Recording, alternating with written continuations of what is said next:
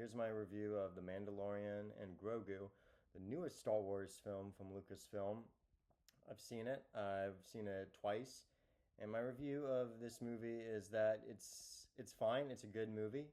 It has all the action that you'd expect from a Star Wars action flick. It's got all the drama that you need in a movie like this. It has wonderful special effects, wonderful movie soundtrack. You have really cool characters, interesting and awesome looking planets and environments that you have Mandalorian and Grogu adventure on. But for me, as a Star Wars fan, it was good. It did deliver some really cool sights, some really cool looking creatures, and you get some amazing ship battles. You get like a great opening right out of the gate that would feel very familiar from something like a John Wick movie or a James Bond 007 movie, because the opening is fantastic. It's really good. And then from there, you have the Mandalorian taking up a mission from the New Republic to locate Jabba's son, that the twins, these two twin huts, they need him back. And Mandalorian and Grogu are up to the task. Other than that, it's a movie that feels like a side quest. It feels like a movie that does stick the landing, but could have been a lot more. I was entertained by it. I loved everything in regards to the quest. I thought it was fun, but as I think about it now, I think it is only for the Star Wars fans that really really love this stuff. But for everyone else, and for people who haven't watched the previous three seasons, it might not be for you. Um, and that's what it felt like. It felt like literally just four episodes duct taped together into a 2 hour and 12-minute flick. And for a lot of people, like Star Wars fans, that'll work. But for everyone else, I think people are expecting something more. And it looks great in IMAX.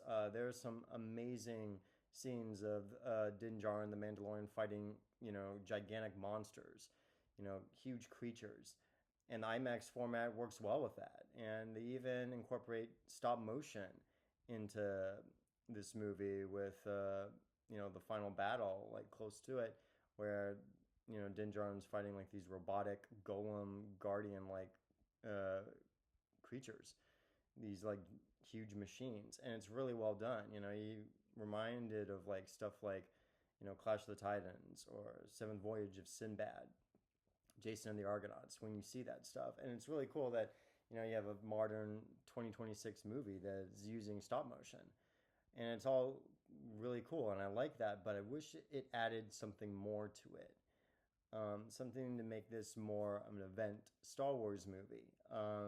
And I didn't get that, and I just wanted something more. There was something missing with it.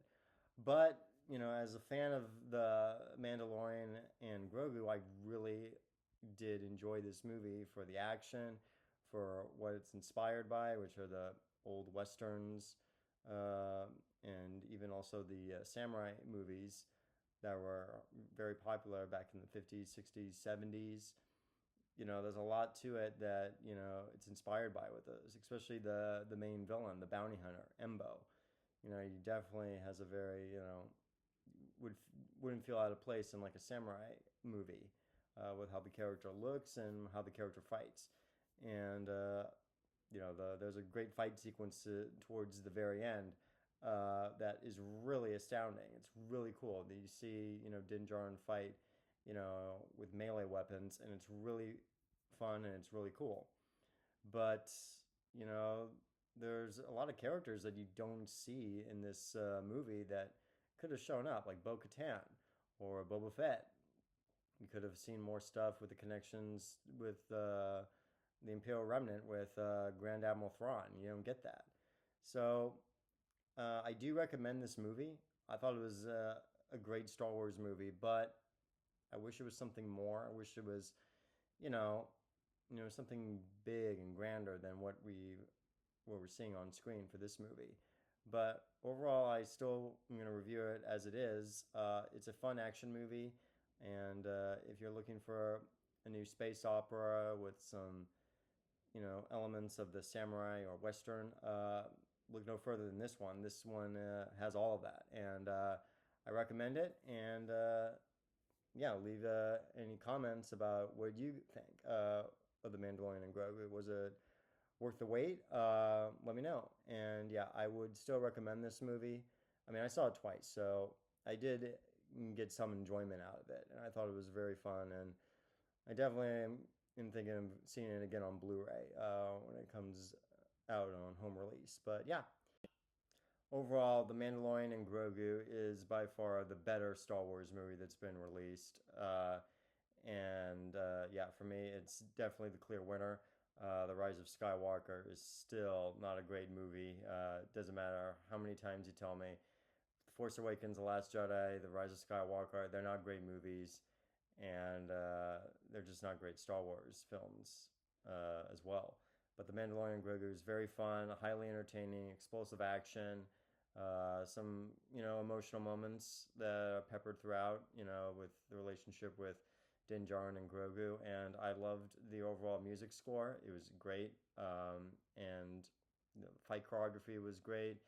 Uh, and the new planets that you visit in this movie, and there's some throwbacks to stuff that you've seen in the Clone Wars. And yeah, I really enjoyed this movie. A lot of people are hating on it, bashing it, saying it's the worst Star Wars movie. I completely disagree with that. It's not the worst Star Wars movie. And no, there's been a lot of bad Star Wars, both on the TV side and the movie side, but I'd say this is a winner. And I'd recommend all of you to check it out. Leave a comment. What was your favorite part from the movie that you really enjoyed? For me, it was that opening. It's some of the space battles and fight sequences that I really enjoyed, and obviously the music. So leave a comment about what was your favorite, and yeah, all right, that's gonna do it. Thanks, guys. Have a good one. Bye.